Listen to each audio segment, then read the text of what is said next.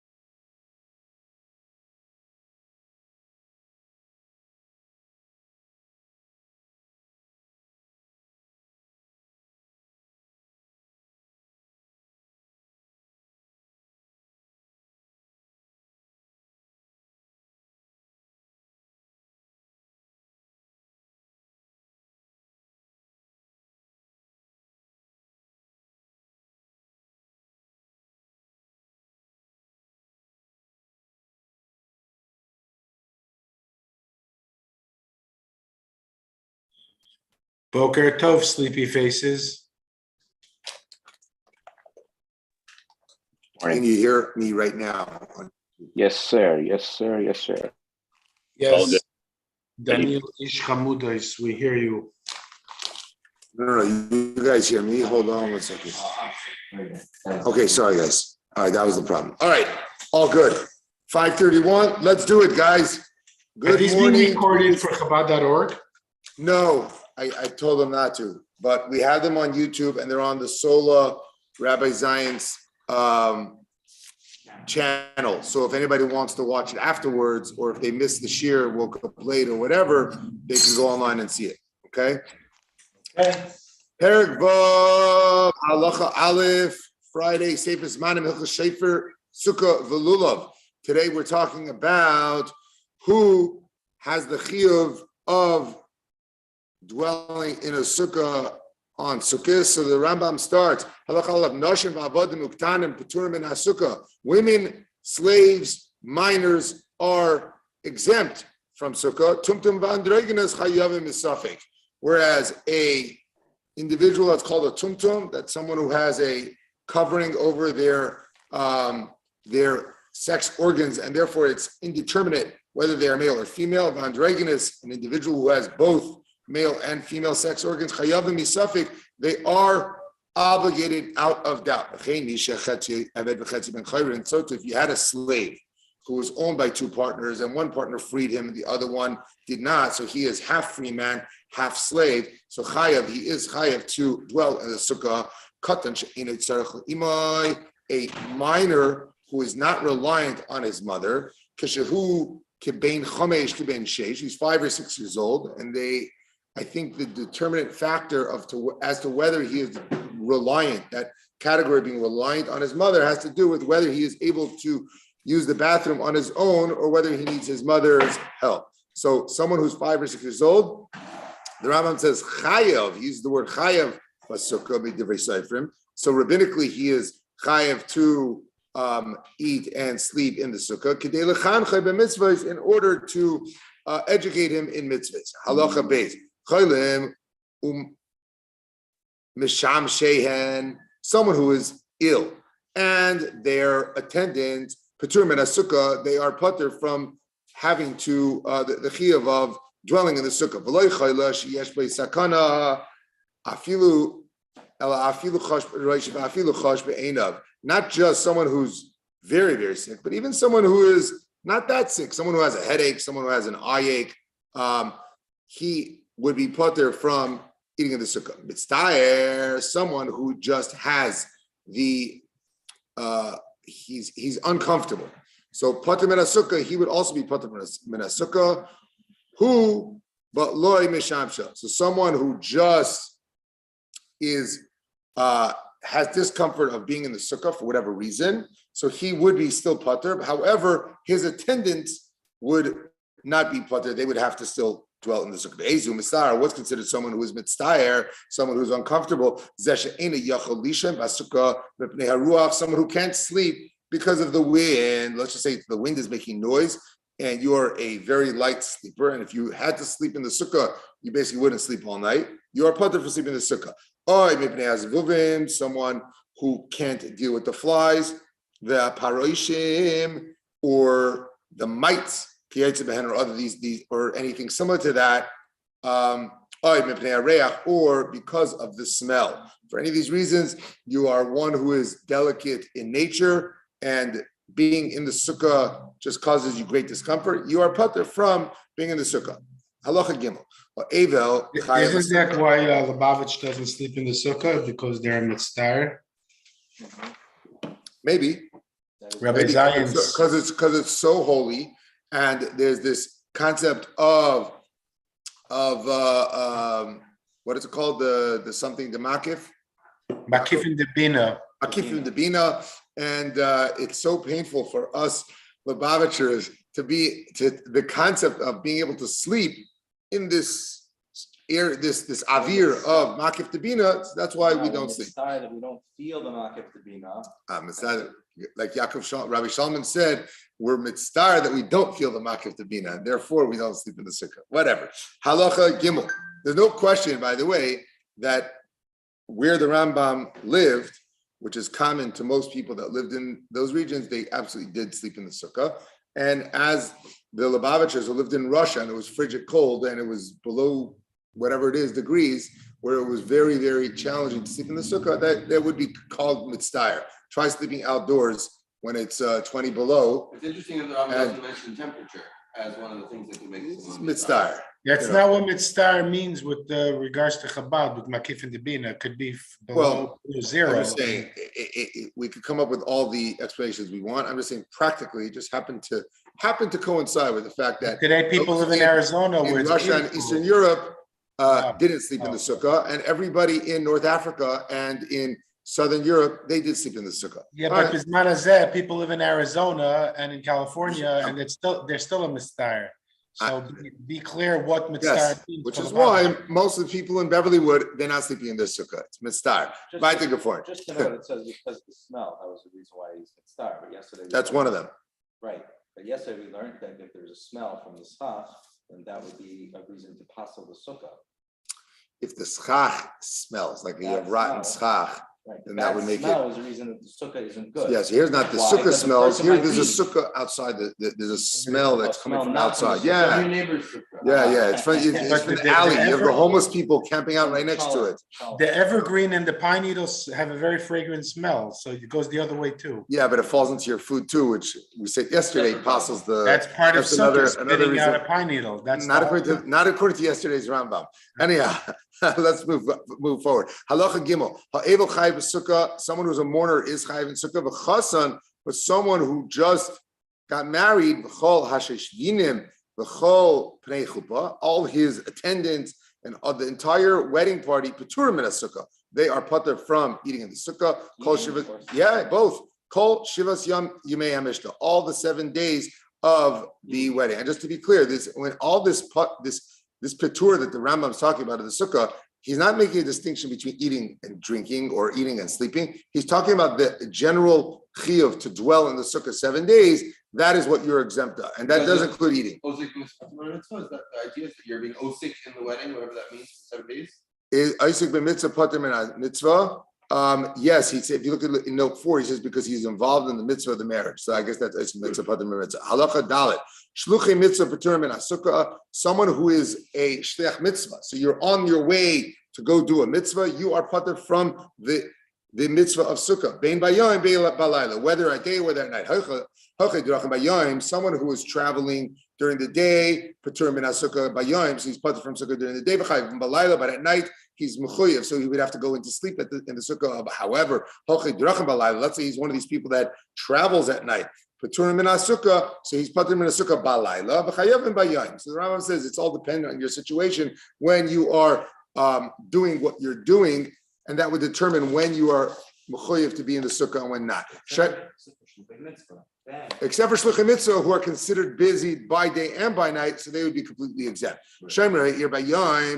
The day watchman of the city, those that are the night watchmen, they're put by night, but they're exempt during the day. The watchmen that you have out in the gardens of the orchard, they're put there all the time. If the shemer who's out there in the fields, who's guarding the orchard to make sure that no thieves come and steal the avocados, or no one comes to steal the vanilla beans, which are very expensive, or the saffron, right, that are more expensive than gold by weight. Those that know, Tzemach knows this. So you have your guardmen that are out in the fields that are watching the crops. So if they built a sukkah, so Yada Haganav Sheyesh Lashemer Makkah Kabua, the idea of Yignam in Makkah Macher, they'll know exactly where the watchman is. Yeah, he's over there in the hut, and then they're going to go and they'll steal from other parts. All right, so therefore he's completely exempt. Halacha hey, Kate said he mitzvah hayeshiva basukkah. What is this mitzvah of dwelling in the sukkah? Sheyeh oichel v'shoysev v'dor basukkah. You should eat, you drink, and you live in the sukkah, kol shavas yom, all 7 days, whether day, whether night, the same way you would normally dwell in your house the rest of the year. That's the way you should dwell in the sukkah.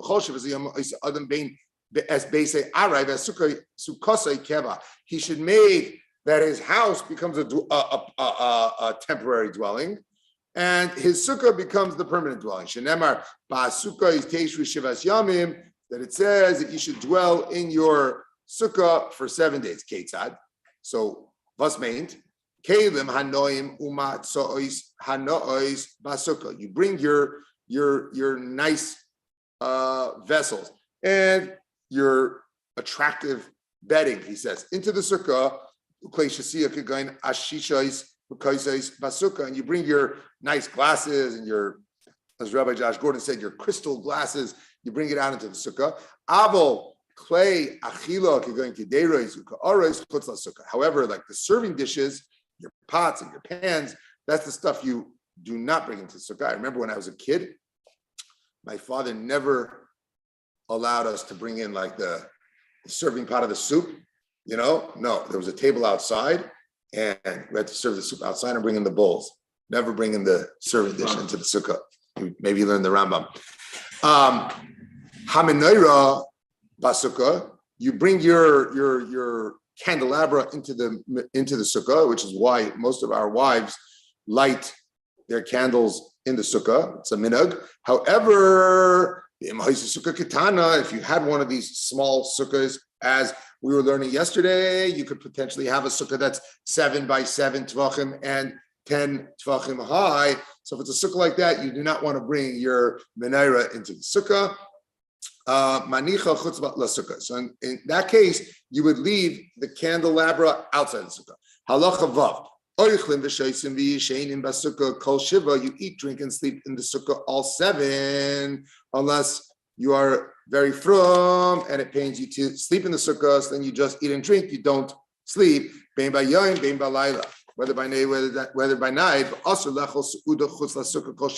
you're not allowed to have a meal outside of the sukkah all 7 days. Unless you're eating a temporary eating kabetza, which is the size. You're eating like a snack that's the size of an egg, or less, or maybe a little more. So you're eating something small that could be done outside the sukkah, but any set meal should definitely be done in the sukkah. You're not supposed to sleep outside the sukkah. Even a temporary, a little nap, you want to doze off, Don't do it outside the sukkah. Mutalicious mayim b'lecha peres chutz sukkah. You're allowed to drink water. You're allowed to eat fruit outside of the sukkah. Mishi yachmer al atzmai v'yishta chutz sukkah afilu mayim harizeh mishubach. For those that really want to be, doing things mitzvah min hamuvcher, don't even drink water outside this sukkah. Even if you're at the Sola Gemara shir early in the morning, sukkah's morning, no water, no coffee allowed for you. Gotta. Also going to every day is for Shiva. L'chaim. You don't have to do it. Halacha Zayin. Achila b'leili yom tov harishon b'sukkah chayva. The Rambam says that eating on the night of the first day of Sukkah, that is an obligation. Even if he only ate a olive-sized portion of bread, he's now yaitze his chayiv of eating in the Sukkah. From then and the rest of the Yom Tov, Rishus, you're mutter. You want to ratza lechol suda, sayid v'sukkah. Ratza ein eichel kol shiva. Ela peiros choloyos chutz lasukah eichel kedin achilas matzah b'Pesach. He's saying that there is this chiyuv on the first night to have your meal in the sukkah, which is what's called a meal? A meal is called a kazayas of lechem. Well, let's say you're one of these gluten-free people, right?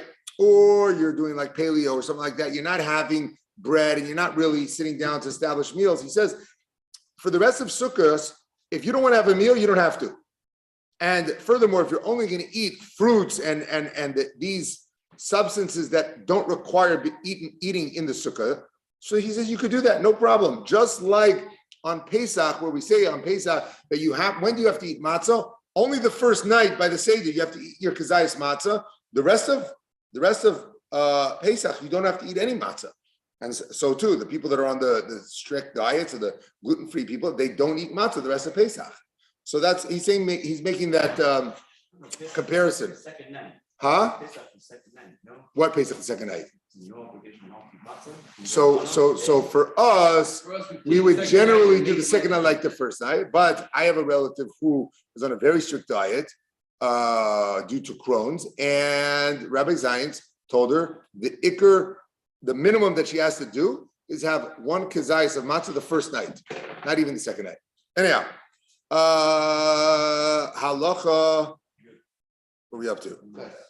Halacha ches. Misha haya roish berube basukah. Consult your local Rav on that. That's not across the board for everyone. About what? About matzah? About all of what you just said. Everyone's different. Well, the first night versus the second night. No. 1 second. Paleo, the rest of Yom Stop. What is for sure clear, according to the Rambam, and I believe this is halacha l'maisa, which is that the chiyuv of eating in the sukkah and the chiyuv of eating matzah, that's the comparison the Rambam's making, is dafke the first night, and then beyond that, it's up to you. That's all he's saying. It's not up to you. It's up to your Rav.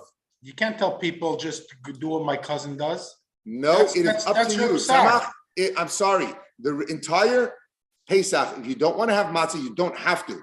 I can't wait till Rabbi Zajac gets back. This is out of control. Okay, but anyhow, it is not a chayva, it is rishus. The chayva is the kazayas matzah by the first night of Pesach. The next day by Pesach, the first day, you're sitting by your meal. You don't have to have matzah if you don't want to. You don't. Correct. The one says ba'erev telchul matzah. Ba'erev telchul matzahs. All right, back to the forward.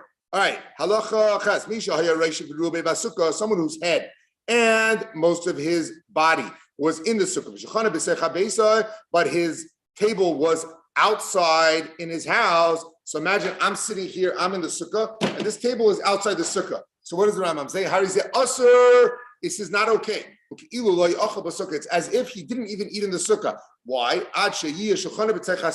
Your table has to be inside the sukkah with you. Maybe he will be drawn after his table. Even if he has a big sukkah, you cannot be sitting on the edge and having your table outside because maybe you're going to lean over and go like that. And that is the problem. Okay. Halacha test. All 7 days he should read inside the sukkah.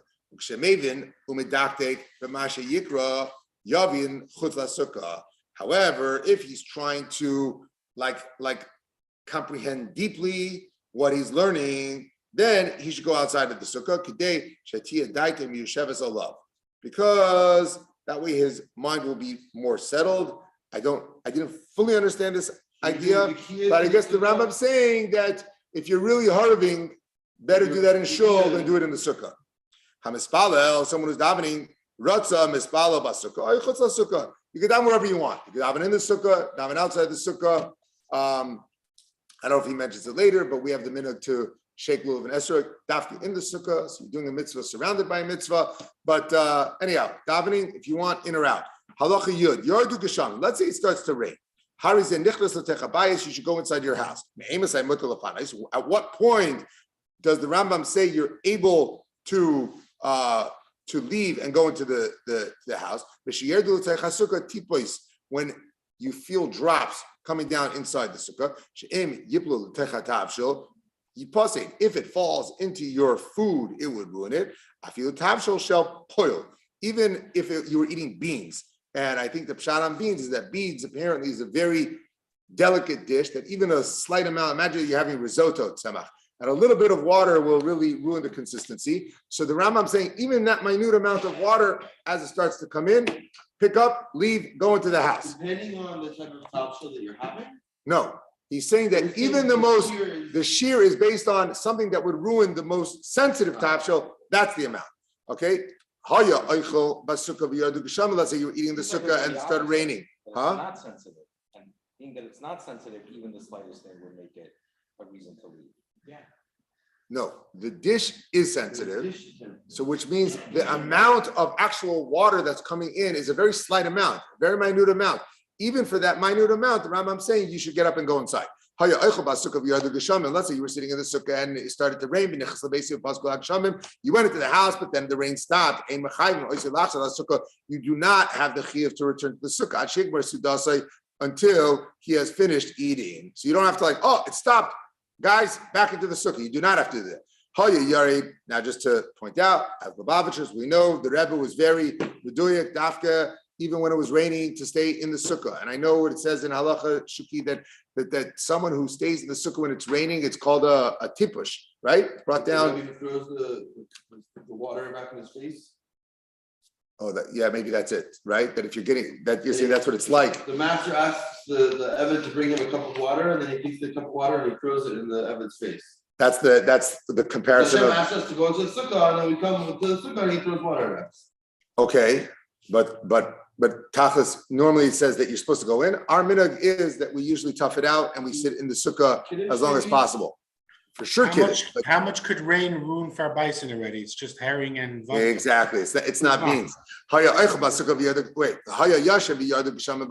say you were sleeping in your sukkah at night and then it started raining. You went into your house and then the rain stopped. So the Rambam says the same idea. You don't have to come back in the middle of the night and go back out to the sukkah to continue sleeping. You continue sleeping in your house until the morning.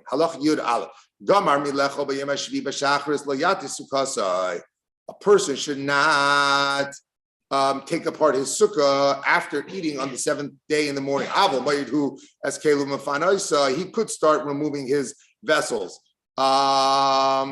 And from the sukkah from the afternoon, so sukkah is ending, so he can already start taking his stuff into the house. But if he has no place to put his vessels, so Pesach ba arba al arba, the Rambam says he should make like a little opening of 4x4 in the schach to basically you're being making a sign that your sukkah is puzzle. But if he needs to eat the rest of the day, he still has to eat in the sukkah because it's the seventh day and still part of sukkahs. That the mitzvah is all 7. However, I think what's going on here is the Rambam is saying that going into Shmini Atzeres, there's no mitzvah of eating in the sukkah, and he's worried about this idea of Baal Tosef, and that's why he talks about making this space of 4x4 in the schach. Halacha Yud Beis.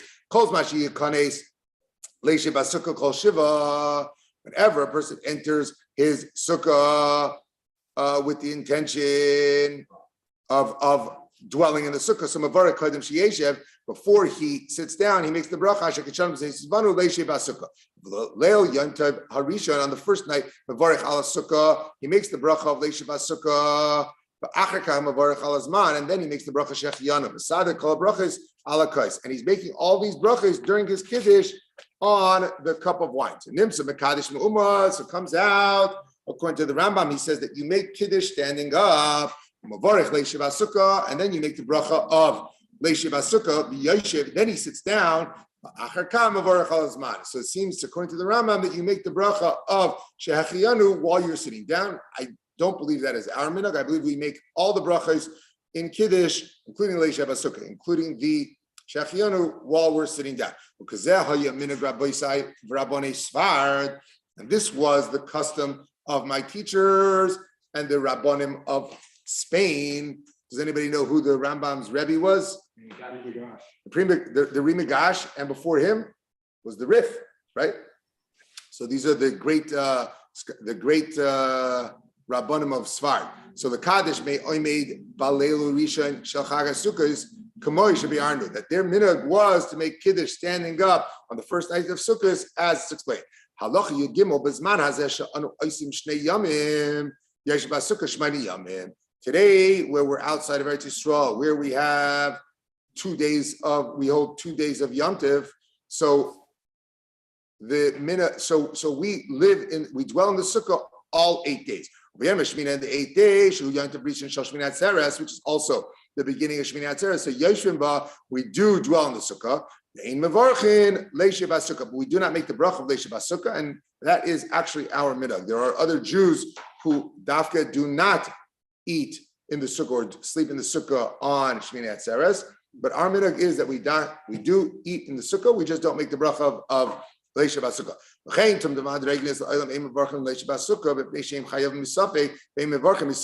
is an interesting halacha. He says that a tumtum and adragnis, but we said before, they do have the chiyuv of dwelling in the sukkah. They do not make the bracha of Leishe Basukkah because it's a suffix whether they're chayav, whether they're not, and therefore they don't make the bracha, which makes it sound like women who are not chayav would not make the bracha. But I think by us, women do make the bracha. So whatever, that's you could look into that. Halacha Yud Daled Gomar Milecha B'Yem Hashmini Moed Kelev Mefana Isa. Once you conclude eating on the 8th day, he should take his utensils and remove them. Ein loy makom lahir kelev. He has no place to put his vessels. Im haisukatana machnas lamenaira. If it's a small sukkah, so he should bring his menorah into it. Remember we said before that if you have a small sukkah, you don't bring your menorah into it, right? And similarly, you never bring your pots and pans into the sukkah. So the Rambam is saying now that kind of like as a sign of it no longer being a sukkah, you dafka should bring in the candelabra or you should bring in the pots and pans, and that will be a sign that your sukkah is not a sukkah. So what did your father do? Or did he bring the pots and pans? He probably didn't, but maybe he should have. That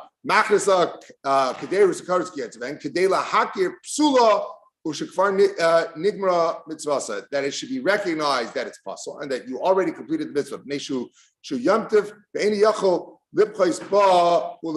Because it's Yom Tov, so you can't, being that it's Yom Tov, you can't start reducing it and making it possible. Okay, so the way you would show that it's no longer a sukkah is by dafka, by bringing in those pots and pans. Halachi tezvav mishlei asa sukkah bein b'shegi bein b'mezi. Someone who didn't make a sukkah for whatever reason, okay, whether intentionally, whether by mistake, isa sukkah b'chol moed. He could make the sukkah on chol moed. Afilu b'sayf yom shvi'i isa sukkah. Even at the end of the 7th day, he could still make a sukkah. Shemitzvasa kol shiva, because the mitzvah is the mitzvah of having a sukkah is all 7 days. Ate sukkah, the wood that the sukkah was made of, asur and kol shmenes yimei chag, it's asur the entire chag, bein ate defanais, bein ate schach, whether it's the walls or whether it's the schach, you're not allowed to use these walls or the schach for your own purposes outside of the sukkah. The ein ne'oisin mehen davar acher, kol shmenes yimei, you can't have anah from them all 8 days. Because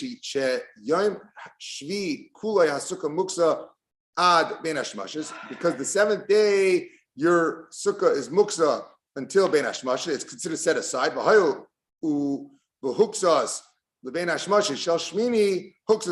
Since it's muksa during bein hashmashas of the 8 days, so therefore it's muksa the entire day. Halacha tezayin.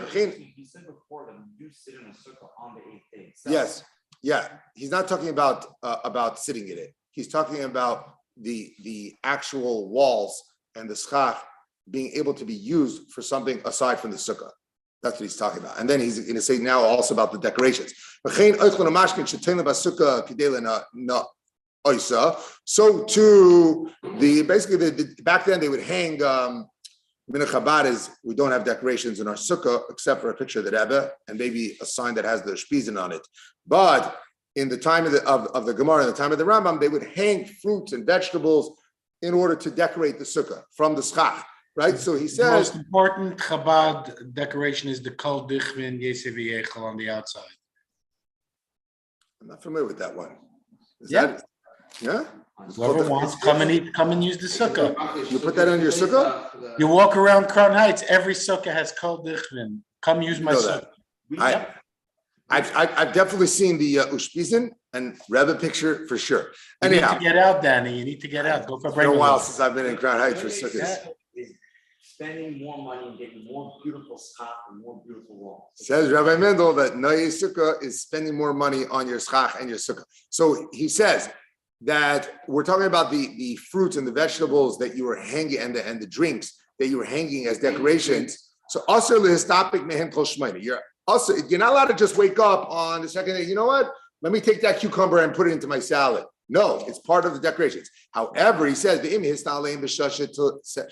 on if you made a t'nai when you were hanging them, and Omar, any boido mehen kol bein hashmashos, I'm not going to stop using these the entire bein hashmashos, meaning you designated them for use. So harizem estapek mehen b'chol eishi. So then he's allowed to use them whenever he wants. They never became muksa. They never became set aside.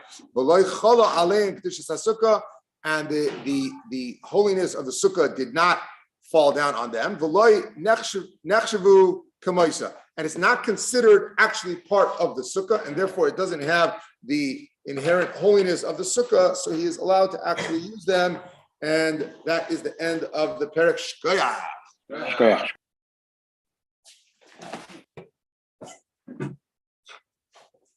All right, continuing on the Rambam, Perek Shvi of Hilchos, Shofar, Sukkah, Velulav. Let's talk about the Arba Minim. Says the Rambam Halacha Aleph, Kapos Tamarim Ha'amuros B'Torah. What does the Torah mean when it says Kapos Tamarim? That explains your shirt. You were doing the Arba Minim today. There you go, exactly. Hein, Charios Shel Dekel, they are shoots of the palm tree.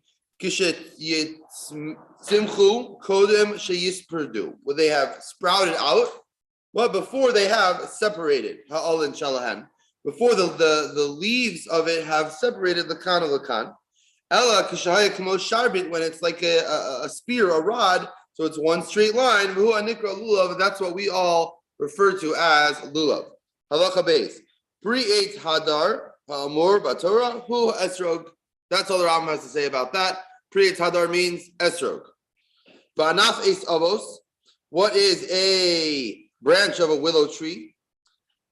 Ha'amur Batorah, Hu Hadas, She'alav, Chofin Es Eitzo. That's the Hadas, that the leaves surround the stem. So in other words, they grow out in a circular fashion from the stem.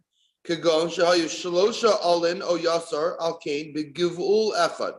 So that it presents that there are 3 leaves or more coming out of the exact same circular area on the stem. As you go from up to down in one spot, you're going to have 3 leaves coming out of the hadas. Aval.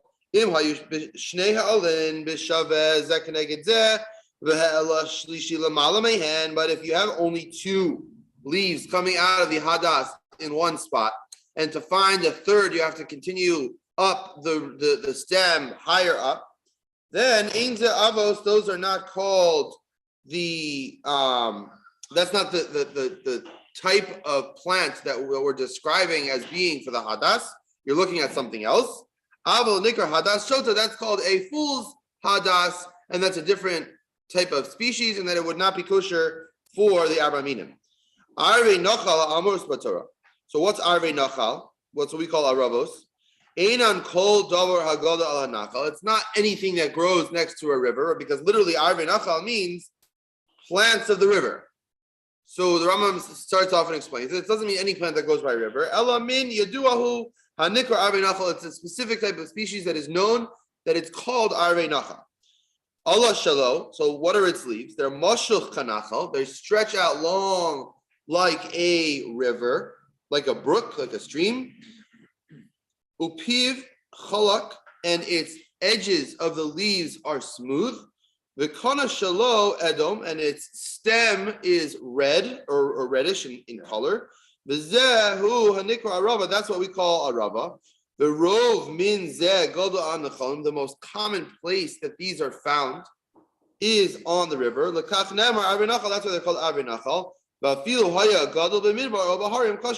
if you found one that grew outside, that would be kosher. Are you muted? Oh. Halacha daled. Yesh min acher doma la'arava. There's another type of species that's similar to an arava. Ella she'ola shalo igul, that its leaves. So here we have saf willow, also known as Salix mucronata, and that is the willows. Maybe I'm not sure if that's the right species. It doesn't exactly look like the aravas that we use, but it does look similar. Shaven's posting pictures. So there's another type of species that its leaves are more round. Upiv doma la masar, and its the edges of the leaves are like a saw. They're like serrated like a saw. The kana shalo ena edom, and its stalk is not reddish in color. That is a different species. It is no good to be used for the arba minim. Yesha min arava she'ein piha Allah shalah chalak. Then there's another type of arava that doesn't have smooth edges of the leaves, but at the same time, the eno kamasar, it's not serrated like a saw. Ella yeshbo talamim ketanim ad modas, has a lot of little ridges. Kumo pi magal katan, like the leaves of, help me out here. Tiny juttings. The edge of a small sickle. The edge of a small sickle, that's right, like a gardening tool that has a lot of little ridges. Is that kosher? And that is kosher. So in other words, the Rambam is explaining there's the typical arvei nachal that's kosher. There's another species that's similar that's possible, and then there's another species that's close enough that it is kosher. All of these details of the arba minim you're not going to find in the Torah. These are all halachos that we learned from the oral tradition from Moshe Rabbeinu. Halacha hey. Arba minim elo mitzvah achas hein. These four minim are one mitzvah. There's one mitzvah to shake the lulav hadas, arava, and esrog together. Uma'afin zeh, they are ma'afin one another. So if you don't have chas v'shalom and esrog, there's no point in taking the other three on sukkahs and waving them. The kulon nikar mitzvahs lulav, those are all called mitzvahs lulav. As we'll see later on, the Rambam is going to explain that all the other ones are considered tafel to lulav because when you look at all four, the first one that stands out to you is the lulav. The ein pochas in mehem, ein masif halayan. You don't add minim, you don't subtract minim. And don't try to replace it with something that looks similar, because that's just like not having the min at all. Mitzvah min amuvchor le'egod lulav v'hadas v'arava, to tie the lulav and the hadas and the arava together. Make them into one bundle. And then when you take them, to be yotzi the bracha, mevarach techila al netilas lulav, you make the bracha al netilas lulav. However, the kulan smuchin lo, because they're all considered samuch to it. They're all around it. They're all next to it. They're all adjacent to it. They're all tafel to it in a sense that they all go after the lulav, which is why the lulav is mentioned in the bracha. So first you make the bracha. You take that bundle in your right hand, the esrog usmolo, and your esrog in your right hand. V'notzlan, it's very important to take them derech gedilasan, the way that they grow. In other words, the top upwards and the bottom downwards. So you ikar lamata, that their roots, right, the closer to the stalk is below la'aretz. But rashehan, and the heads, the tops of them is lamal avir. And even though the esrog grows and it gets heavy and then it hangs down, so the pitum is facing down. But what it means is the way it grows from the stalk upwards, and so the pitum is up. That's what I'm describing. Is not to say that you would think that the esrog would be down, right? But the esrog is up. And the Rambam doesn't mention the idea that we do where we hold it upside down to make the bracha. Well, we don't do that. The Rambam, that's Shitas Ashkenazim do that. That's something that you would do before you pick it up. The Rambam is saying make the bracha, and then only then do you pick it up. Not the Gra. The Gra does not do that. Holds them apart and then. Oh, so she does a Gra, holds them apart, and then only says the bracha, and then brings them together, because I guess it's the bringing them together that's creates the mitzvah. The Rambam doesn't seem to agree with that. The Rambam seems to agree that say that if you do that, then you need to make the bracha before you pick it up, because after you pick it up, he says,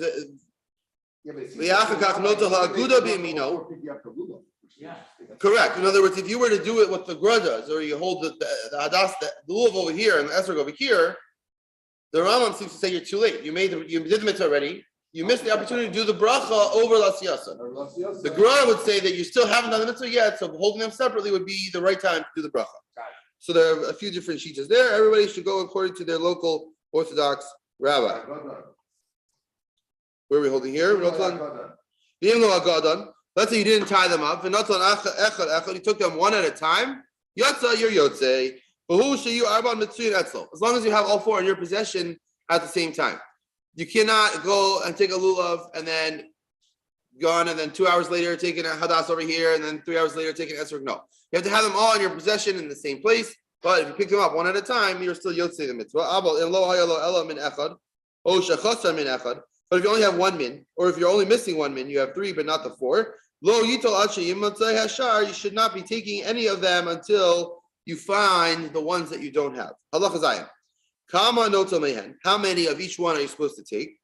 So just note, before when he was talking about not to be hostif and not to be mori, he's talking about adding a fifth min, not talking about 2 hadasim, 3 hadasim, because that's what he's addressing in this halacha.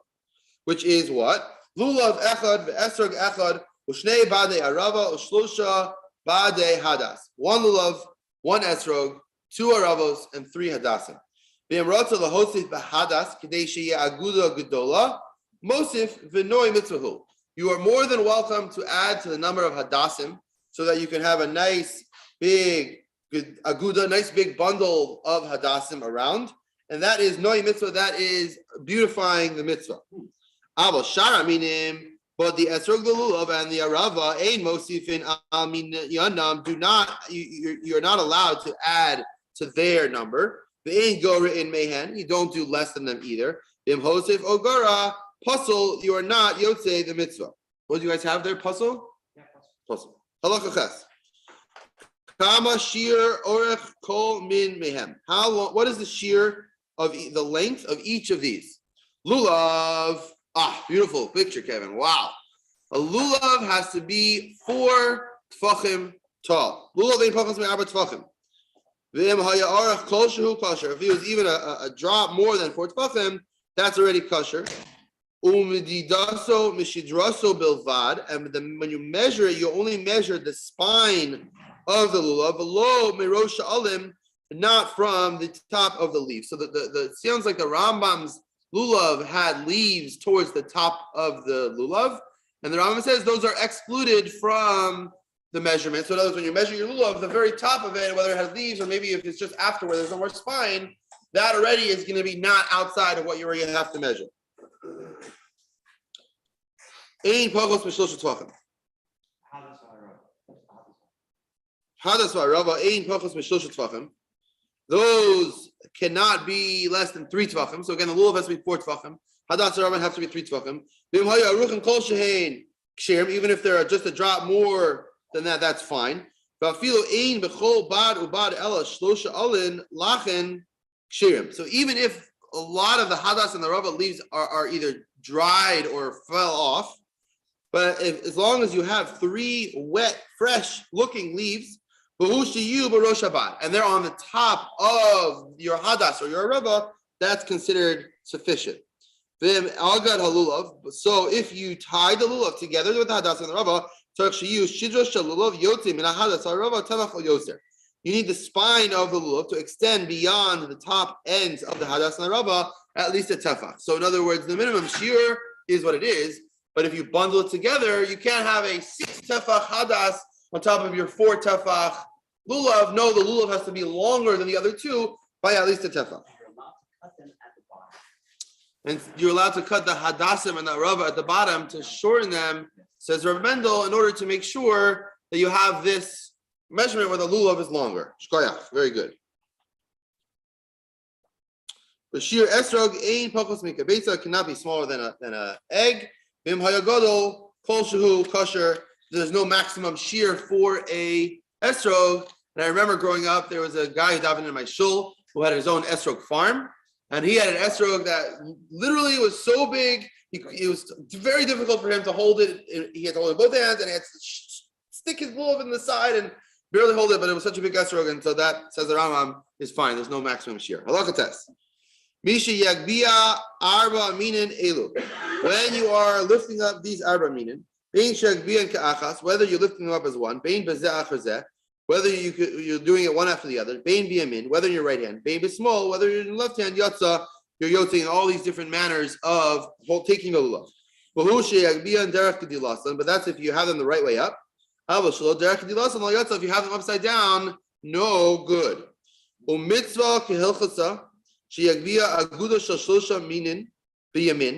the best way to do the mitzvah is that you hold the aguda of the 3 minim, of the lula, of the hadas, and the rava in your right hand. As Kevin's showing a picture where you have the bundle with the hadas and the rava in your right hand, the esrog bismol, and the esrog in your left hand. The yolich, the yavi, the yala, the yorid. You should bring it out and bring it back and bring it up and bring it down. The inanea halulav shlosh pamim b'chol ruach b'ruach. And you should shake the lulav in every direction 3 times. So again, notice the Rambam is saying only 4 directions. Yolich, Yavi, Yala, Yored. And here he's explaining even more. Halacha Yud. Ketzad, how does it work? Molich, you bring the araminim out. Mananea rosh halulav shalosh pa'amim. You shake the top of the lulav 3 times. Or maybe you bring it closer to you. You shake it 3 times. Up, shake, shake, shake. Down, shake, shake, shake. The hechan molech umevi. Where in davening do we do this shaking of the lulav? The shatz kriyas halal. While we're reading halal. Hodu Lashem kitov techila v'sof. When we say Hodu Lashem kitov at the beginning and at the end of chapter Kuf Yud Ches, right, which is Hodu. That's in the first repetitive, and then Hodu all the way at the end after Keliyata, which is exactly the way our minhag is. And Ba'ana Hashem Mashiach and Ba'ana Hashem Mashiach. B'chol hayom kosher le'netilas lulav ve'en anoto b'layla. You can shake the lulav all day, as it says, V'lokachtem lachem b'yom harishon. But you do not take the lulav at night. Get off. Also, the aguda zu gimon shel kesef v'shel zav. Let's say you made a nice fancy sheath, inside which you put your lulav and hadas and arava. You made it out of silver. You made it out of gold. Or you draped a sheet over it, or some kind of holder, some kind of cloth holder. And you took it like that. Yotze, you are yotze. Explains the Rambam, because taking something via something else, meaning to say you're not actually touching the lulav, but you're touching whatever you're holding, and what you're holding is touching the lulav, that is considered taking, and that's fine. As long as as long as it's adding honor and hador and beauty to the mitzvah, shekol shehulana also in a chotis, because if something is being done for na of the araminim of the mitzvah, that's not considered a chatzitza. Aval and nasan as aminin ha'ilu. But if you're going to put the araminim ba'atzitz obekidera in some kind of pot or container, so you lay your araminim, you put them in, and you're holding on to a basket or something that has your araminim in it, that's no good. Lo yatzedei chavaso, because like the Rambam explains, that's not considered hador or na'ah for the mitzvah. and that would be a chatzitza. Halacha yud beis. Agad es lulav im hahadas v'ha'arava. If you tie the lulav with the hadas and the rava, v'hivdil bein halulav or bein hahadas b'matlis v'chayotzi ba harezeh chotzitz. And you put in between, so as you were tying them together, you didn't just go around all three on the outside, but you actually went in between the lulav and the hadas and the arava on the inside of your bundle. Now you're going to have a problem, because now if you're going to be using something that's not part of those minim, that's considered a chatzitza, not necessarily between your hand and what you're holding, but between the minim that are in your hand. But you can use leaves of the hadas to go in between, and that's fine. Because if you're using the same min as what you're tying around to go in between, that's not considered chatzitza. And I believe all of us have the minhag to use parts of the lulav for either the koshikol or whatever you call the things that go around or that go inside, or all the holders. And that is fine, because again, it's min b'mino and it's not chotzitz. Even if it's a chatzitza, it could still be yaitza, because you said before, if you take every min by itself, you're yaitza. Interesting. So Rabbi Mendel's asking. No. We said before that if you take them one at a time, We said before, that's fine. So why they is don't have to this be not a tied problem? which we lived in the Sorry, I garden. can't hear you. What do you call it? And put it together in your hand and your yaitzer. This is something else. He's saying that you're tying it together with something like a cloth that is causing a separation between them. He's saying that would be a problem. So you're asking before that we said if you lifted them one after another. Right. So the question is, what's such a big deal if there's a chatzitza? We said before in the Rambam that you could take them one at a time. So if you could pick up your lulav and put it down, and pick up your hadas and put it down, and that could work. Then what's the issue of picking them up all together with a cloth in between? So either you could say that the Rambam is explaining at the beginning of this. The Rambam mentioned that this is the way to do it. The way to do it is do the agada and you hold them together. So maybe saying if you have a chatzitza in between, it's chotzitza, you're not getting the mitzvah min ha-mivchor, but you're still yotzei b'di'evet because it's like you took them one at a time. Maybe. You still don't have a chatzitza, even though you're taking one at a time. Maybe. Or correct, right. Or maybe You did take them together. if there's an actual chatzitza in between, then that's actually ma'akev being yotzei the mitzvah completely. Okay. Good. That's Yesh probably what lo- it means. That Say means again? if you have a chatzitza, you're better off doing one at a time than having a chatzitza. You're better off doing one at a time. Have a That's chatzitza, right? Yeah. Okay. Right. I think that's what it sounds like. It sounds like he's saying chotzitz. Chotzitz is going to mean you're not yotzei the mitzvah. V'yesh lo legaras halula b'chut or b'mashicha or b'chol min sheyirta v'hol the eight agidaso ma'akev. But tying it around on the outside, you can use whatever you want. It can be a string, it could be a rope, it could be any material. That's not a problem, because again, on the outside, it's not ma'akev. It's only in between the minim that you're going to have a problem. Halacha yud gimel. Mitzvahs lulav lihinato b'yom harishon shel chag bilvad. The mitzvah of taking the lulav is only on the first day. The pasuk says l'chachtem lachem b'yom harishon b'chol makom or b'chol zman v'afilu b'shabbos. Shenemar v'l'chachtem lachem b'yom harishon. Whether there's a Beis HaMikdash, whether there's no Beis HaMikdash, whether you're in the Beis HaMikdash, you're outside the Beis HaMikdash, you're b'gvulin, you take it every day, even on Shabbos. That's the halacha d'oraisa. U'b'mikdash levado notzon oso b'chol yom v'yom mishuvas mi'achag. On top of that, the halachas is that in the Beis HaMikdash you take it all 7 days, because it says for 7 days. So if Shabbos falls on one of the days of Sukkot, you don't take it on that day on Shabbos. Lest you come to be carrying in your hands arba amos rishus harabim. Kamosha goes with shofar. The same gezerah that they said about not blowing shofar on Shabbos is the gezerah they made about not taking lulav on Shabbos. And it seems from the Rambam, unless Shabbos is on the first day. If Shabbos is on the first day, you take it on the first day. But we don't make this gezerah because again, that's the mitzvah daraisa, the ikr mitzvah daraisa. So that's going to trump the issue of the shema yolichenu. Halacha yadalid. Why didn't they make gezerah on Yom Tov Rishon to say that we're worried that you might do hotzah on Yom Tov? That's the essential mitzvah in the Torah. We're not going to say, oh, don't ever do the mitzvah because of the Shema Yalichenu, because that's what the Torah says to do. But feel a big vulin, so therefore you can do that even outside the Beis HaMikdash. Nimsa she'ein dino v'din shar hayamim shaveh. So it comes out that the din of the first day and the din of the other days is not equal. Shebashar Yemei Achag Ein Adam Chayav Lita Lulav El Mikdash. That on the other days you're only chayav to take a lulav in the Beis Hamikdash. Shkoyach. At the time of Beis Hamikdash, we only shook lulav and esrog on the first day, We're about to change that. unless you're in the Beis Hamikdash, right, Nado? Yeah, that's what we said. Yes, Yeah. You're living in Sfas, you only shook lulav on the first day, and the rest of the Yom you didn't shake lulav and esrog. Lacha tezayin, however, Mishachar, Tezvav, thank you, Mishachar Beis Hamikdash. When the Beis Hamikdash was destroyed, Rabbi Yochanan ben Zakai made a new takana. The Hiskinu, Sheiyah lulav nitel b'chal makim kol shiva simei achag. Rabbi Yochanan ben Zakai made a decree that we would take the lulav, the daled minim, everywhere, not just in the Beis Hamikdash, all of the 7 days. Zecher lamikdash. And every day, make the bracha. And how can we say that Hashem? How can we say that it's a mitzvah? Hashem didn't command us. Because it's a mitzvah midrabanan. And the Torah says, we have a mitzvah to listen to the Rabbanan, so we can make the bracha.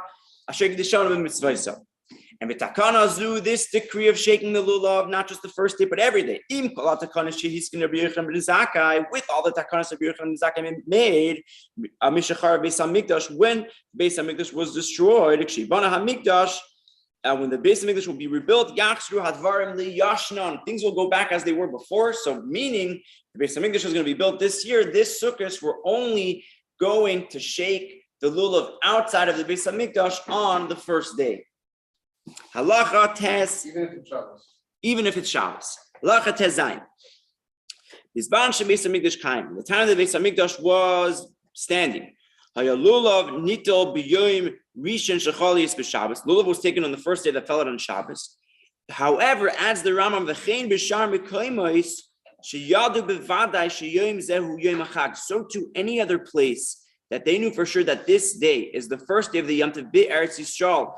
In Eretz Yisrael, meaning when they used to establish a new month based on the testimony of Eidim, if you live close enough that when the time Yom Tov came in, you knew you knew what day was Rosh Chodesh, so you knew for sure that the first day was the first day of Yom Tov, then you would also take it on Shabbos itself. You would take it on the first day. But the distant places, they didn't know the establishing of the new month. They wouldn't take the lulav on the first day that fell out on Shabbos because it's a suffix whether it's even the first day of Yom Tov or not. So therefore, we don't take it. Halacha Yud Zayin u'mishacharav Beis Hamikdash, but when the Beis Hamikdash was destroyed.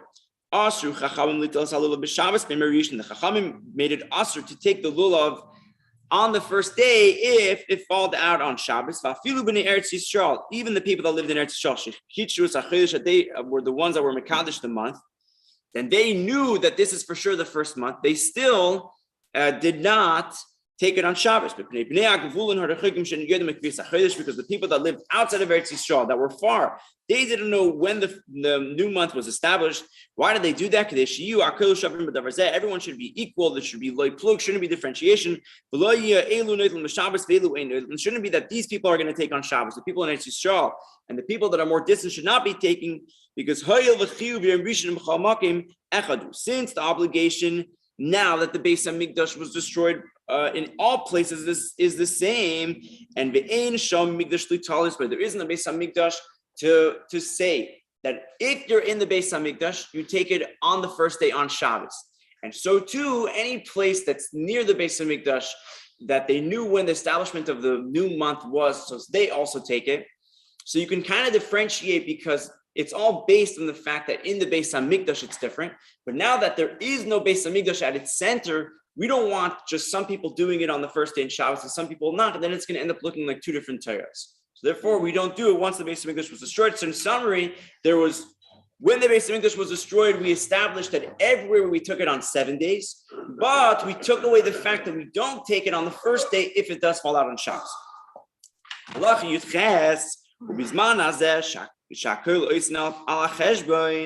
And these days that everyone does that based on the calculations, we don't do it anymore based on the testimony of seeing the new moon. Nishar hadavar kamoy shahaya. It remains the way it always was. Lo yinatul b'Shabbos lulav klal. We do not take the lulav on Shabbos at all.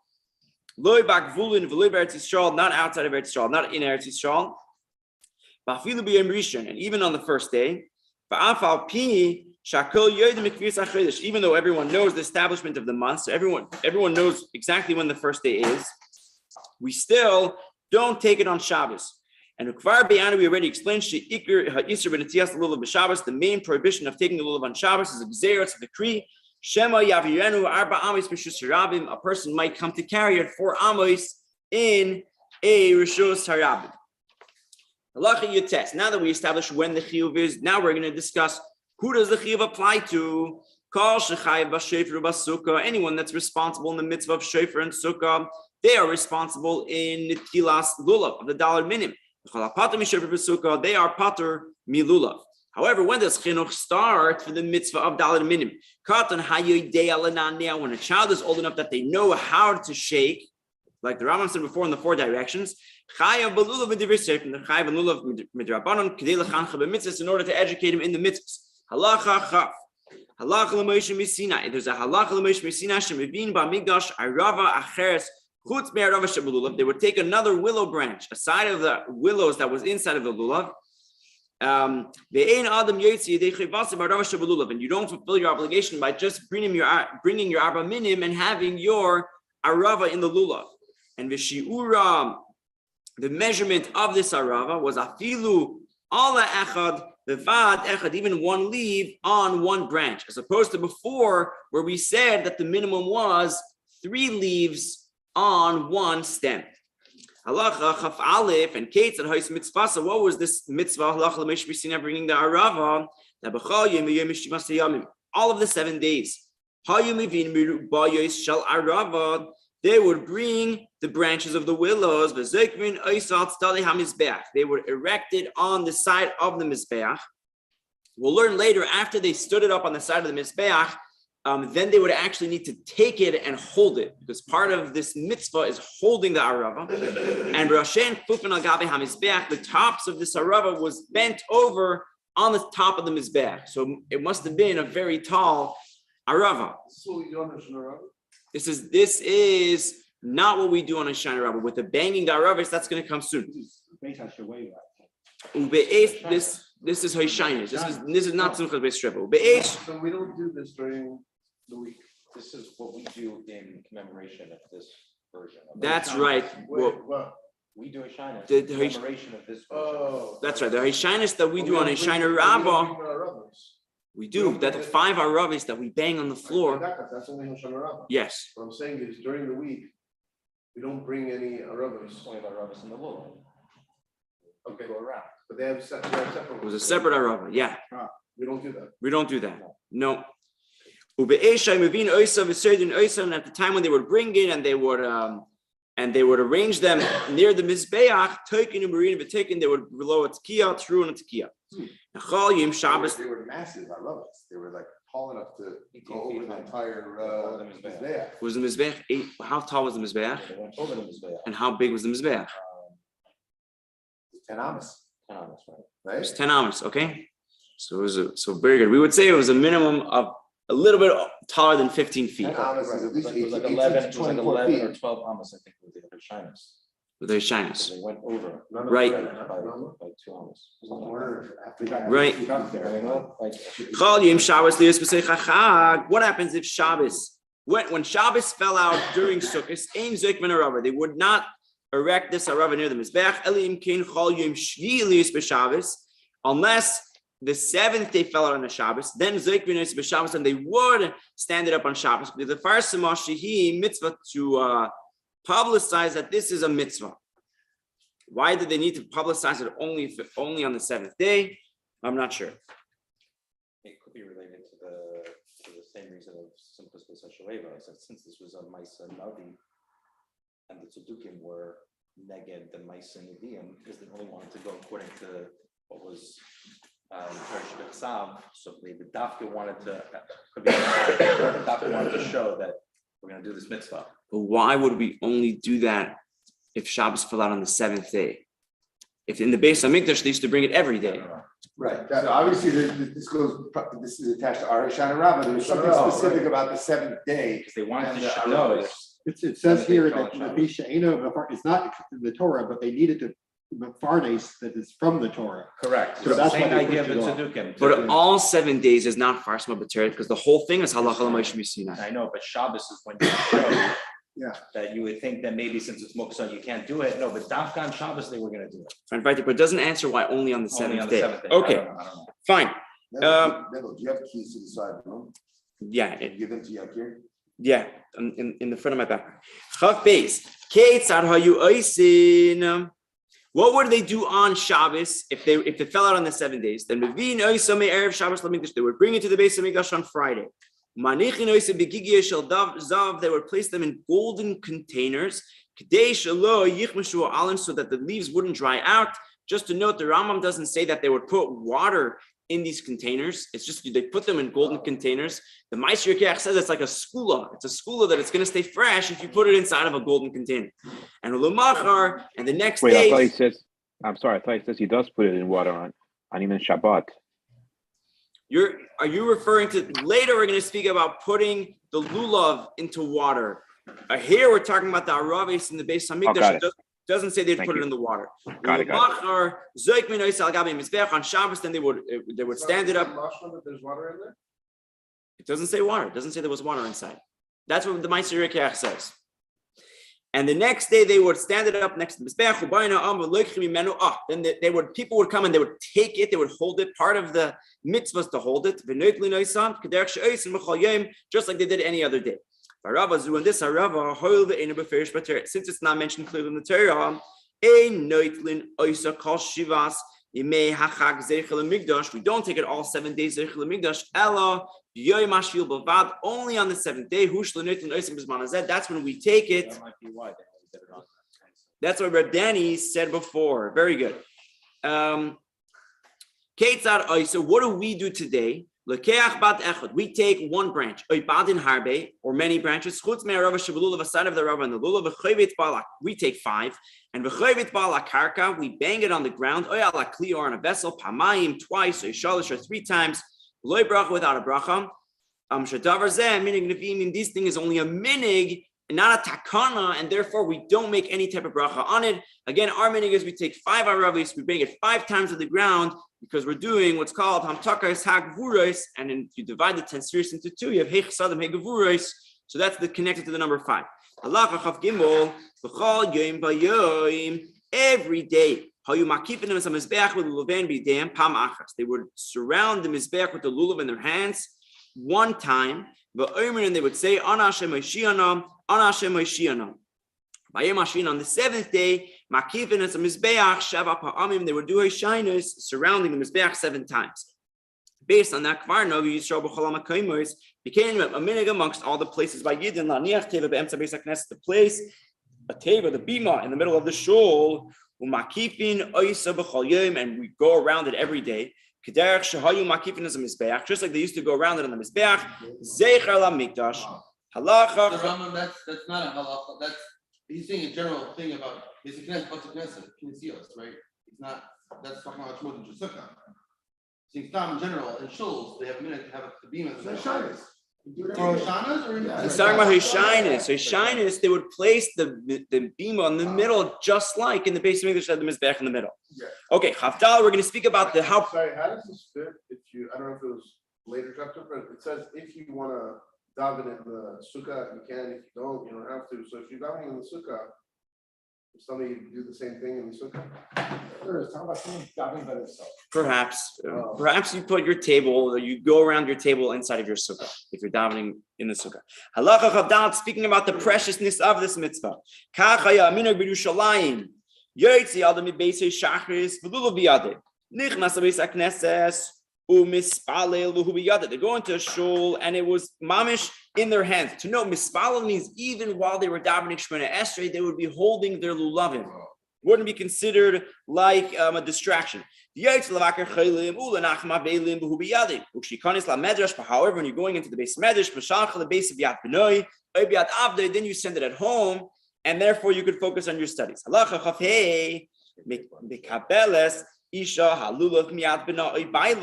woman can take the lulav from her son. Again, son, we said when they're old enough to shake has a mitzvah midrabanan, or from her husband that has the mitzvah. Umachzira lemayim b'Shabbos, she can put it back inside of water on Shabbos.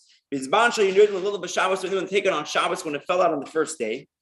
And if it comes out just on any other day of Yom Tov, moisifin alamayim, they can even add water. And ubamayid and chalamayid machlifin amayim. Not only can they add, they can even switch out the water. Yom Tov, we don't switch out the water because that's going to be considered too big of a tirch. Halacha chav vav.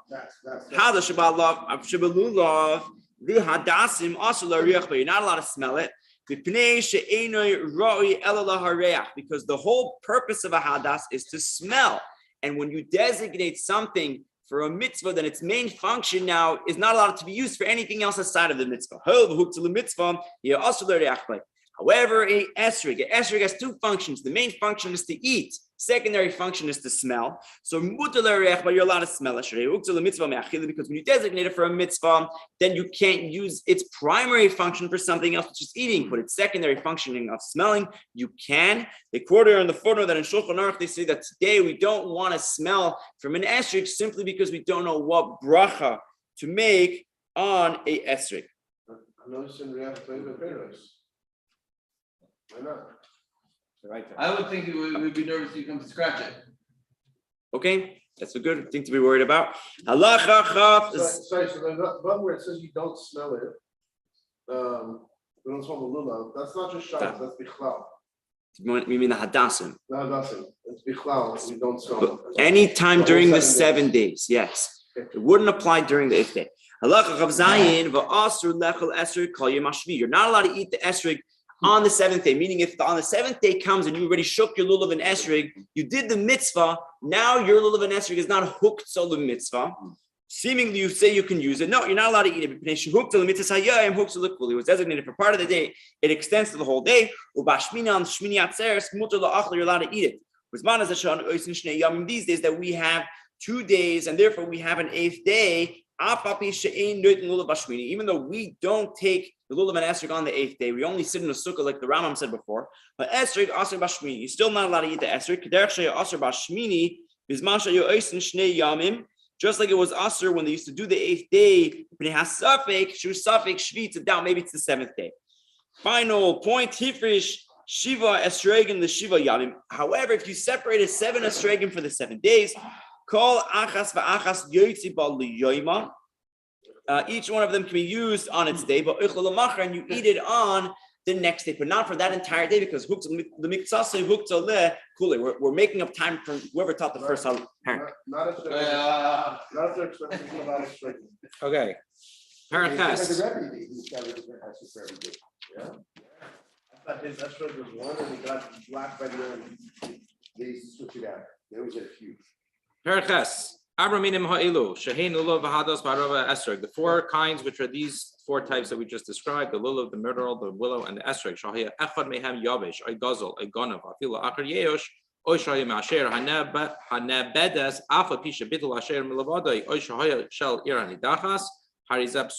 any one of these were dried out or taken by force or stolen, or the owner had yish on getting it back, or if any of them came from an asherah tree, which is used for avodah zarah, even if that service of avodah zarah had already been batal, or it came from an ir nidachas, they are pasul.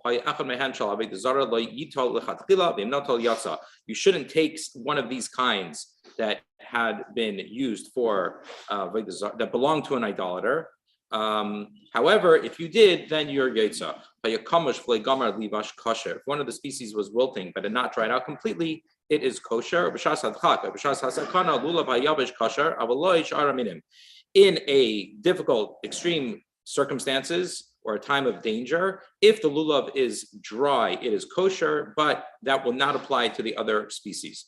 Esrog shall arla v'shal truma tamea v'shal tevel puzzle shall demai kosher. If you have an esrog that is arla or truma or it is tame, how could it become tame? Truma tmeya v'shal tevel, or it is tevel, it's puzzle. But if it's demai, then it's kosher. She'efshar sheyavkir nechasav yia ani shemutar lo lechol demai. Because if you have demai, then you can be mafkir it, and then it would belong to a poor person. A poor person could take possession of it, and then it would be mutter to eat demai, and therefore it would be mutter in that circumstance. It's possible for you to be mad for all your possessions. And then Yes. you'd be considered poor, and if someone is poor, there's a lot of eat the mind. Got it. Oh, so you would be, I see, you'd be mafkir, you're in the chasen. Got it. Esrog shel truma tahira v'shel meiser sheni b'Yerushalayim. If you have an esrog of pure truma or meiser sheni in Yerushalayim, so lo yital, you should not use it. Shama yachshiro latuma, because one, lest you cause it to become susceptible to tuma, im not all kosher. But if you took it, it would be kosher. Gimel, lulav shenikta mereishoy, a lulav whose tip becomes cut off, puzzle. Nistak im nisracha kushnei sedakav zeh mizeh ad sheiro kishnayim puzzle. If it split to the extent that the two sides of the split becomes severed and appear to be two, so that it no longer looks like one unit, it is puzzle. If it is bent forward so that the spine appears like a hunchback, it is unacceptable. If it is bent backwards, it is kosher, since that is its natural pattern of growth. Shizuhi briyasai, that's how it grows. If it's bent toward either side, it is puzzle. Nifrdu alav zemizeh v'loy nidaldilu ke'olei hacharoyos kosher. If its leaves have separated one from the other, but they have not begun to hang downward like the top of a date palm, it is kosher. Nifrtzu v'hu sheyidaldilu mishidrei shalulov ka'alei hacharoyos puzzle. If its leaves have burst open and they hang down from the spine, as does the top of the date palm, it is puzzle. Brias alin shalulav kachu. The natural pattern of growth of the leaves of the lulav is that two grow in pairs connected at their back. The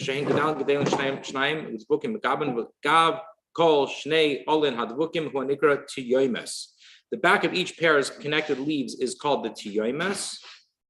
And nechel katiyomes puzzle. If the tiyomes is split, it is puzzle. Hayu olav achas mitchilas briyasoi v'loy hayu lahem tiyomes puzzle. If a lulav's leaves grow individually from the beginning of its formation without having a tiyomes, it is puzzle. When a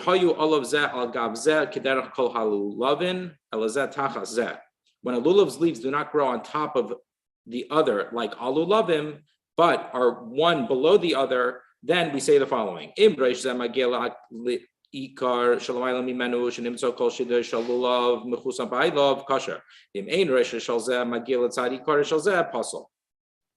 So we say as follows: if the top of the lower leaf reaches the base of the one above it, so that the entire shidra, the spine of the lulav, is covered with leaves, it is kosher. But if the top of the lulav leaf does not reach the base of the one above it, it is pasul.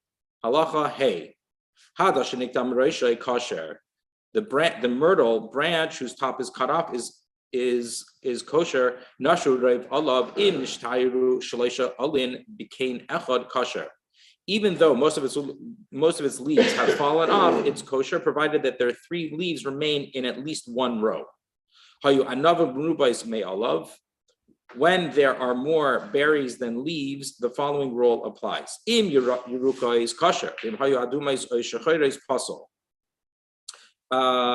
they are green, it's kosher. If they are black or red, it is puzzle. If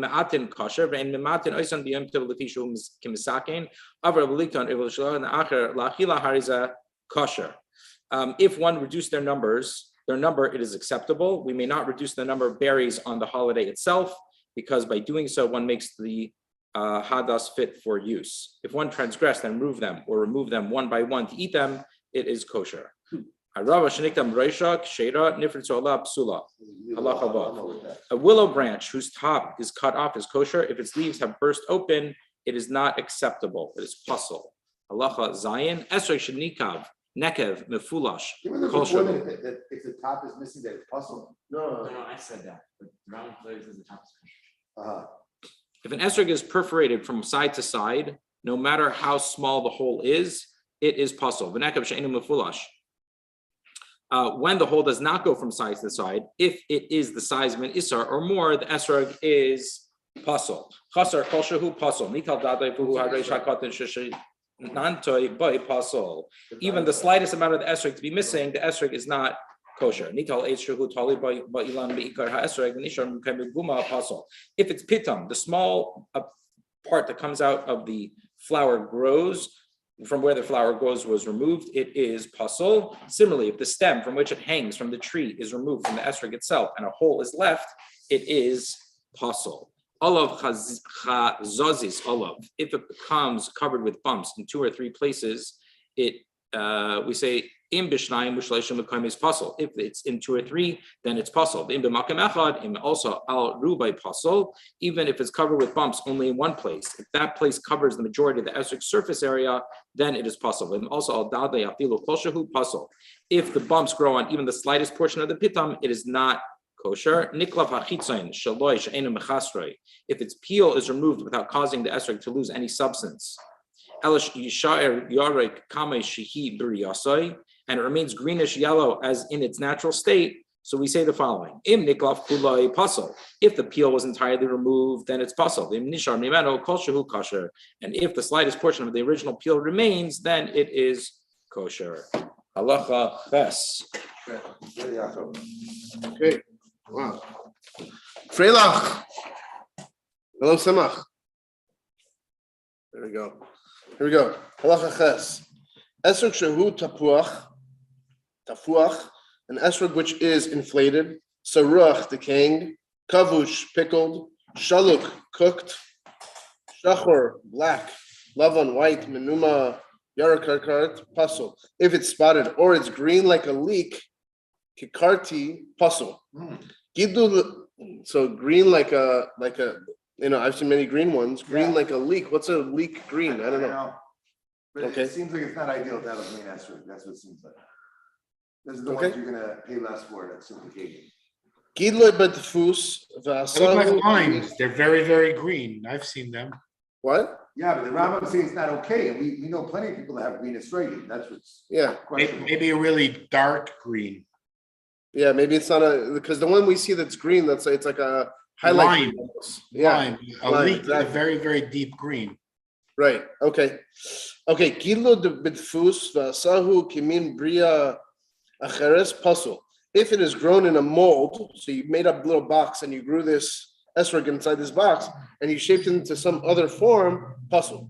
Aso kimin bria. So if it was formed, if its natural form was preserved, afal pisha sahu dafin kosher. Even though it was shaped in many different layers, kosher.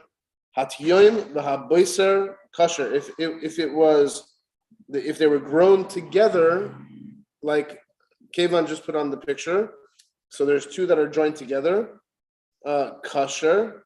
Hatiyoim v'haboiser kosher. If they're unripe, kosher. Okay. Makom shaha esrogim shalahen ke'ein shachrus meuta. If the esrogim grew in a slightly black tinge, so they're a little bit black, kishen v'im hayu shcharim b'yosek ka'adam kushi. However, if they're black like did we lose it?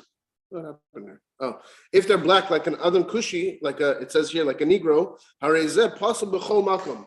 They're pasul in every place. Okay, halacha test. It says like a kusha. Is Kevin going to find a picture of a black esrog? Kevin, we're looking for black esrog, please. Halacha test. Kol elu she'amarnu shehem psulim. Coconut. Huh? It looks like a coconut. Like a coconut. Okay. Kol elu she'amarnu shehem psulim mipnei mumim shebiarnu. Anything that is pasul because they had mumim, they had blemishes on them, or mipnei gazel ugneva, or this esrog was stolen, or it was taken by force, b'yom tov rishon bilvad, on the first day, aval b'yom tov sheni im shar hayamim hakol kasher. So only on the first day of the festival. On the second day, and on the other days, they are kosher. On the first day of the holiday, not kosher. V'paslanus shehi mishum aved zara or mipnei she'oisa esrog asu ve'achila. if you had an esrog that was puzzled because they were puzzled for avodah zarah, or they're puzzled because they couldn't be eaten. Bein b'yem toiv rishon, bein b'shar yamim, they're puzzled. Okay, halacha yud. Ein adam yetze b'yem toiv rishon shel chag belulavoy shel chaveru sheishalnu mimenu. A person will not be yotzi on the first day of the chag with his lulav of his friend if he borrows it from him. Until his friend gives it to him as a matana. If he gives it to him as a present on manas to return it, on condition that he's going to return it, he is yotzi his mitzvah and he returns it to him. A gift that you give on condition that you'll give it back is called a matana, and this is the way we're supposed to do it. If you didn't return it, then you're like stealing it and you're not yotzi. You should not give a lulav to a katan. A katan can be can acquire it, but when he gives it back, the acquiring is not happening. We find that if he gives it back to the adult or to the other person, in chayzer, it's not really like returning it. The echad lulav, the echad kol min umin, mi'arbatan minei shiboy. Whether it's the lulav or the other species that are taken with it, if one of them was borrowed, you are not yotzim during the mitzvah on the first day. They always say that you should shake with it first and then give it to your kids. Then he says, when you have kids, you should shake with it first and then give it to your kids as a gift al manas that they're going to return it. It's al manas. They're not allowed to give it back to you under bar mitzvah or bas. So why would you give it to them? They have to shake also. What are you going to? The next day it doesn't have to be yours, Michal. It's only the first day when it has to be yours. That's what Rambam just taught us. So the first day you have to shake first, and then afterwards your daughter's under bas mitzvah. Why would you not with the kid give it to them on manas lachsirah? Huh? Why would you not give it to them on manas lachsirah? Oh, they can't, right? That's the whole point. So when you give it to them, it's really now theirs. So why do you have to get it back? So somebody's not stealing it. No, you're just giving it to them. Maybe there's no katan and your own children, because your children belong to you. No, I don't think so. Okay. So when you give it to your children after you fulfill the mitzvah, yes, it's theirs. Technically, yeah. Okay. They don't have the ability to return it to you. Huh? They do not have the ability to return it to you. Okay. Halach Yudalef. Shutafin shekanu lulav or esrog b'shutafus. What if you had partners who they bought a lulav and an esrog together? Neither one of them is going to fulfill their mitzvah on the first day until they give their portion as a present to the other partner. Ha'achin shekanu esrogin mitfisas habayis. How about brothers who they took their esrog from funds of their father's estate? Their father passed away. They're taking the funds to be able to buy a lulav and esrog from the father's estate. One of them takes an esrog and he intends to fulfill his mitzvah with it. If he is able to eat it. And the brother would not mind if he ate this esrog, yatsa. He fulfilled his mitzvah. However, if his brother would have minded that he ate this esrog, which they didn't divide the father's estate yet, he's not fulfilled. Until he gives his portion to his brother as a matana, as a gift. If he acquired this esrog and the other brother acquired a quince, or shekana ke'echad esrog, or if they bought it together an esrog and a pomegranate and a quince from the funds of their father's estate, which was not divided yet, and therefore they cannot fulfill one's esrog until they give their portion as a matana. However, if even though they would not object to him eating it. Why is it this case? Because these two brothers are called mutual owners. Therefore, they need to split the share. Once they split the shares, then they're able to fulfill the mitzvah. Halach Yud Beis. Alpha Pisha Kol HaMayadres Mitzvah Lismayach Bahen. This is the Chassidish part of the chapter. even though all the moedas, there's a mitzvah to be happy with them. B'chag Sukkos Haisa Sham B'mikdash Simcha Sheisira. In the Beis Hamikdash on Sukkos there was a greater simcha. Shnema usmachtem lefnei Hashem lekeichem shivas yamim, that you shall be happy before Hashem your God for 7 days. Ketzad hayu oisim. How would they be happy in the Beis Hamikdash? Erev Yom Tov Rishon hayu mitaknin b'mikdash makom lanashim milamayla v'lanashim milamata. In the Beis Hamikdash on Erev Yom Tov they would send the women above on the second floor. The men would be on the first floor. Kedei shelo yisarvu elu im elu. In order that the men and women shouldn't be mixed. Well, This is the source of mechitzas. Mechitza. This is the source of mechitzas. Yes, sir. Really? Yep. Okay. Only place in the Torah comes from this. Interesting. Okay. Danny says this is the source of where we learned that men and women should have a mechitza. Okay. Correct. We begin to have simcha on Motzei Yom Tov Rishon. And all the days of Chol Hamoed,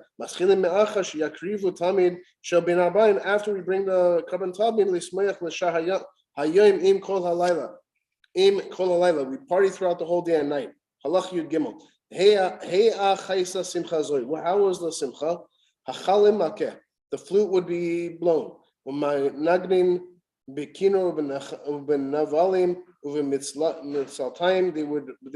would play with the lute, they would play cymbals. Whoever knew how to play an instrument would play it. Whoever knew how to sing would sing.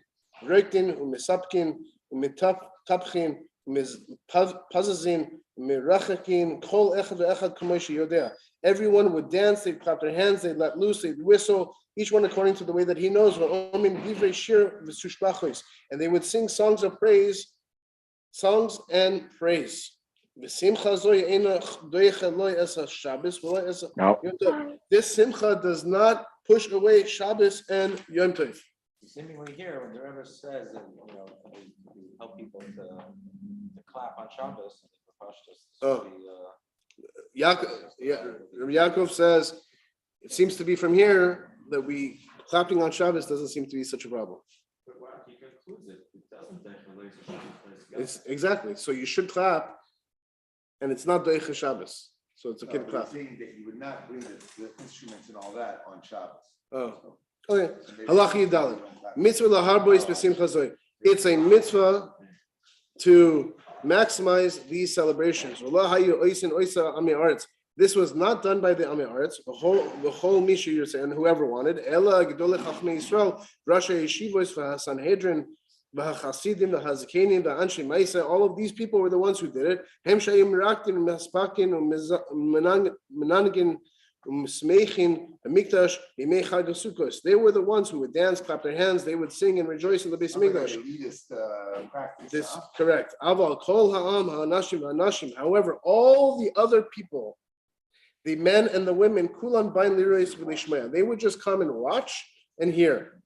Halacha Tesva, last halacha. Hasimcha Sh'yismach Adam Be'asiyasa Mitzvahs U'Be'ava Sakel. The simcha that a person should be happy with in doing a mitzvah, and the love that he has toward God who commanded him. Avoida gadola, this is a great avoida. Whoever holds himself back from this type of simcha, he should be worthy of retribution. Like it says, because you did not serve your God with happiness and gladness of heart. Uses this as the basis as to why simcha b'chlal is so important. It's a simcha, it's an avodah gedola. This is the Hasidic part of the chapter. This is a simcha gedola because this is the essence of doing mitzvahs. V'chol hamagis daita, whoever holds himself proud, or gives himself honor, or he acts haughtily in situations. He's a sinner and a fool. He's here, Shlomo. This is what Shlomo. Whoa! This is what Shlomo Melech warns. The Amar Al Tishadar Lifnei Melech. Do not glorify yourself before the king.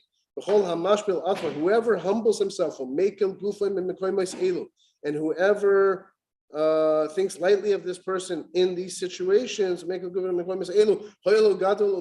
he is considered to be a great person, and he's worthy of honor. Ha'oivin me'ava, he is serving God out of ava, out of love. David Melech Yisrael Omer, I will hold myself even more lightly esteemed than this and be humble be humble in my eyes. That there is no greatness or honor other than having happiness before Hashem. How do we know that it says Melech David mefazez umecharker lifnei Hashem? That it says David the Melech was dancing wildly and whistling before Hashem. Yashar Koyach. Shkoyach.